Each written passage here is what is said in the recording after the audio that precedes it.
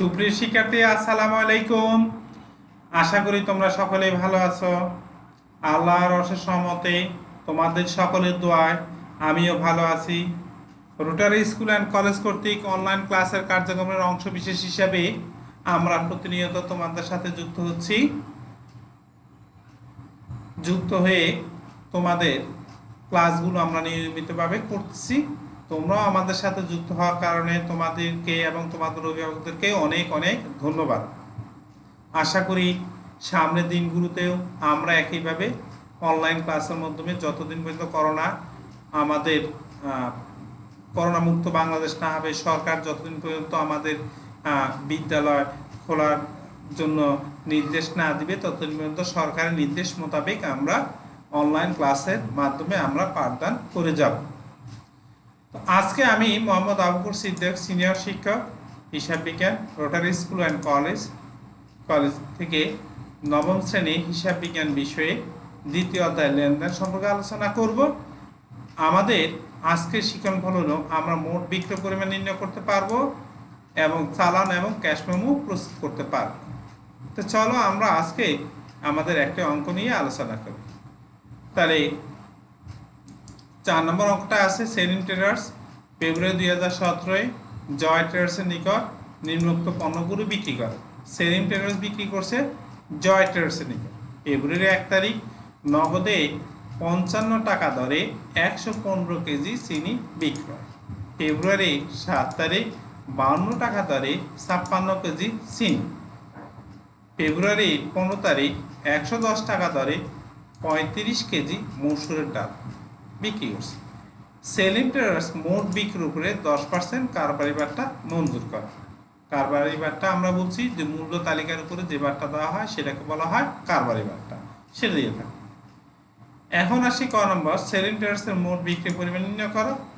ফেব্রুয়ারি 1 তারিখে লেনদেনের ভিত্তিতে একটা ক্যাশ মেমো প্রস্তুত করো। ফেব্রুয়ারি 15 তারিখে লেনদেনতে একটা চালান প্রস্তুত করো। তাহলে চলো আমরা কিভাবে মোট বিক্রয় পরিমাণ নির্ণয় করব। তাহলে আমরা এইভাবে নির্ণয় করতে তারিখ বিবরণ টাকা টাকা, ঠিক আছে, এবার এইভাবে নির্ণয় করব। তাহলে এখন দেখো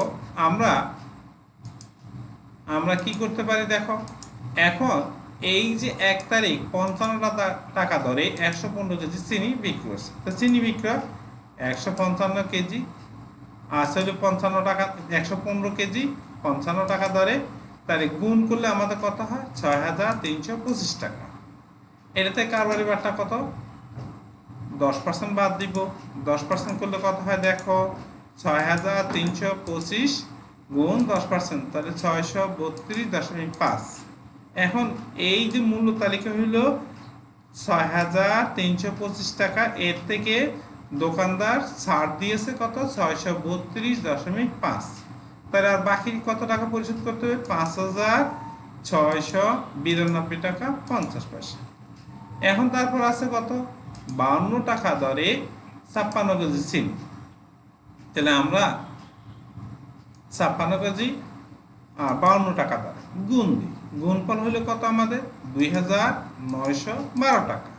এখন ওই যে নিয়ম মোতাবেক 10% বাদ দিব আমরা, তাহলে 2912 গুণ 10%, তাহলে হয় কত 291 টাকা 20 পয়সা। এখন মূল্য তালিকা হলো 2912, এর থেকে ছাড় দিচ্ছে কত 2291.20, তাহলে থাকে কত 2620.8, ঠিক আছে। এখন আমরা যাই 15 তারিখ 110 টাকা দরে 35 কেজি মসুর ডাল, ঠিক আছে। তাহলে মসুর ডাল দিই, তাহলে 35 গুণ 110 সমান হইল কত হয় 3850 টাকা, বাদ কারবারি বাট্টা হইল 3850 গুণ 10%, ঠিক আছে। তাহলে মূল্য তালিকা থেকে বাদ দিলে থাকে কত 3465 টাকা। এখন আমরা কি করব, এই টাকাগুলো যোগ করলে কত হয় 11778.3। এইটা হলো আমাদের মোট বিক্রয়, ঠিক আছে। আশা করি তোমরা সকলে মোট বিক্রয় কিভাবে বের করতে হয় সেটা বুঝতে পেরেছো। এখন আমরা আসি ফেব্রুয়ারি 1 তারিখে লেনদেন ভিত্তিতে একটি ক্যাশ মেমো তৈরি করা। তাহলে ফেব্রুয়ারি 1 তারিখ কি ছিল, যে 1 তারিখ ছিল নগদে 55 টাকা দরে 115 কেজি চিনি বিক্রি করছে, ঠিক আছে। তাহলে সেলিং ট্রেডার্স ছিল বিক্রেতা, জয় ট্রেডার্স ছিল ক্রেতা। তাহলে আমরা ক্যাশ অ্যামাউন্ট নেওয়ার সময় উপরে এই যে বিক্রেতার ঠিকানা দিলাম, ঠিক আছে। আর এখানে তারিখ আমাদের বলছে 1 ফেব্রুয়ারি তারিখে দিয়ে তৈরি করতে দিলাম, 52 নং থাকে 52 নং নাই, দিলাম না। ক্রেতার নাম ছিল জয় ট্রেডার্স, দিলাম। ঠিকানা তো নাই, এই জন্য দিলাম। তাহলে ঘর কীভাবে, ক্রমিক নং, মালের বিবরণ, দর, পরিমাণ, টাকার পরিমাণ। তাহলে মালের বিবরণ কি বিক্রি করছে, চিনি বিক্রি করছে।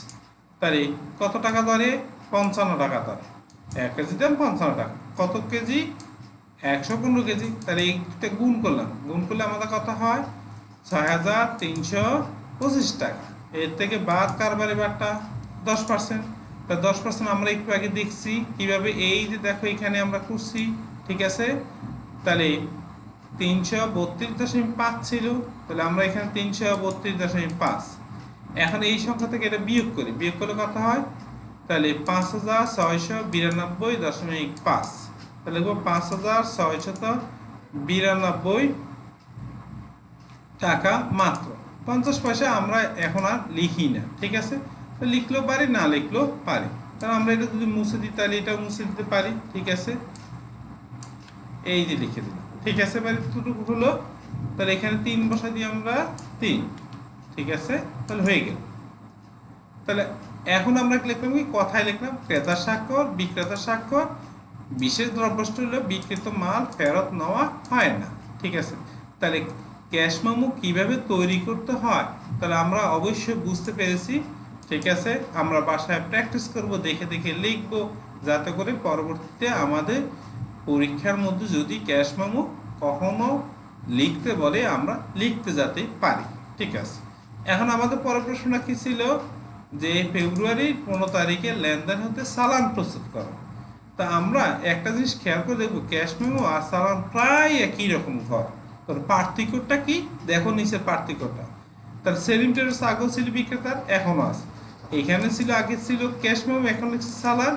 আর এইখানে ছিল কি, ক্যাশ মেমোতে ছিল, দেখো তুমি খেয়াল করি 52 নং ছিল, এখন এখানে আছে চালান নং। ক্রেতার নাম জয় ট্রেডার্স, ঠিকানা আগের মতোই আছে। দেখো তারিখ, যেই তারিখে দিয়ে চালান তৈরি করতে বলছে আমরা জাস্ট সেই তারিখটা বসাবো, ঠিক আছে। এবার ঘরটা দেখো একই রকম, দেখো ক্রমিক নং, মালের বিবরণ, দর, পরিমাণ, টাকার পরিমাণ, ঠিক আছে। এবার তাহলে আমরা একই রকম ঘর দেখছি, দেখো। তাহলে এখানে হলো দর কত করি, দর ছিল আমাদের হলো 110 টাকা করি, 35 কেজি ছিল। তাহলে এই দুইটা আমরা গুণ করব, কোথায় গুণ করছি মনে আছে, এই যে এখানে গুণ করি আমরা দেখাইছি, ঠিক আছে। এই জন্য আমরা এই কাজটা করাতে আমাদের এখন সহজ হয়ে গেল। তাহলে দেখো কত হলো, 3850 টাকা, বাদ কারবারি বারটা ছিল 10%। তাহলে এই টাকা 10% করলে 385 টাকা হয়। এখন 3850 থেকে 385 বিয়োগ দিলে 3465 টাকা হয়। তাহলে আমরা লিখবো, কথায় লিখবো এবার 3465 টাকা মাত্র। বিক্রয় শর্ত যদি থাকে 2/10 নিট 30 এরকম যদি থাকে, তাহলে আমরা সেটা লিখবো। যেহেতু নাই আমরা লিখবো না, ঠিক আছে। জাস্ট এখানে ডট ডট দিয়ে গেলাম, ঠিক আছে। যেটা থাকবো আমরা সেটাই লিখবো, ঠিক আছে। এরকম লিখে গেলাম। আচ্ছা, এখানে লিখবো ভুল ত্রুটি সংশোধনযোগ্য, আর এখানে কার স্বাক্ষর, বিক্রেতার স্বাক্ষর।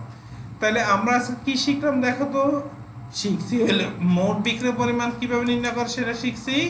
তারপরে ক্যাশ মেমো কিভাবে তৈরি করতে হয় সেটাও শিখলাম। তারপরে আমাদের এই যে চালান কিভাবে প্রস্তুত করতে হয় সেটাও শিখলাম। তো শিক্ষার্থীরা, আশা করি তোমরা সকলেই বুঝতে পেরেছ এই জিনিসগুলো। আমরা ভালো থাকবো, সুস্থ থাকবো, আল্লাহ আমাদেরকে ভালো রাখুক, সুস্থ রাখুক, সেই কামনা করে আল্লাহ হাফেজ, আসসালামু আলাইকুম।